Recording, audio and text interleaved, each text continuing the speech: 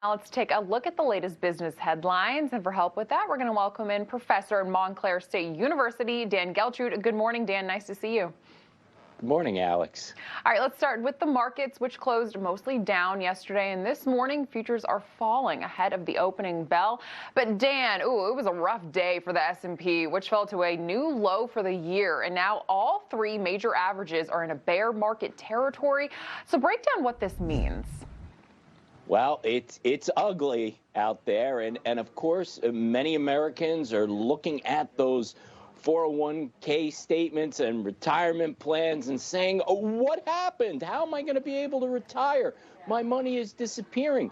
This is the impact of what we're seeing related to trying to fight inflation by raising interest rates.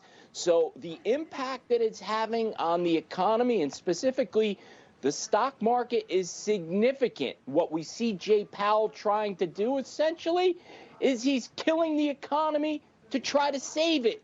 I'm not sure this is the road that we want to be going down right now, Alex. Yeah, it does not look like it. How about this? A big move towards making electric vehicles more user-friendly here in the U.S., as now all 50 states were approved for electric vehicle charging station plans.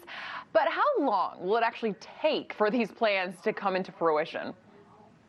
Well, according to the people in the know in Washington, D.C., this is a 5-year plan. I'm not so sure you're going to be able to cover what they're projecting as 75,000 miles of highway to get these charging stations up and running. This is the biggest hurdle that faces the EV market because people have anxiety about what happens if I'm driving and I run out of my charge and there's no place to recharge. So in order for electric vehicles to really take hold in a significant way, people have to be able to charge these cars. Let's stick with cars. The U.S. automaker caving to the backlash from its employees after announcing a return to office mandate. Yeah, Dan, I don't think that GM was necessarily expecting this reaction. I mean, what precedent does this set for other companies in the auto industry? Well, I guess it sets a precedent that they're going to have to take a really hard look at whether they're going to be able to get employees to come back into the office to work. Clearly, the employees in this situation still have the leverage, and this is what this is all about. If you have a situation where employees will leave if you don't allow them to work remotely, well, then you're not going to be able to hold on to the people that you need in order to be able to get the work done if you're going to come down with a mandate like this. So I think anyone that's going to try to follow this is going to have to really take a second look to see if it's going to work.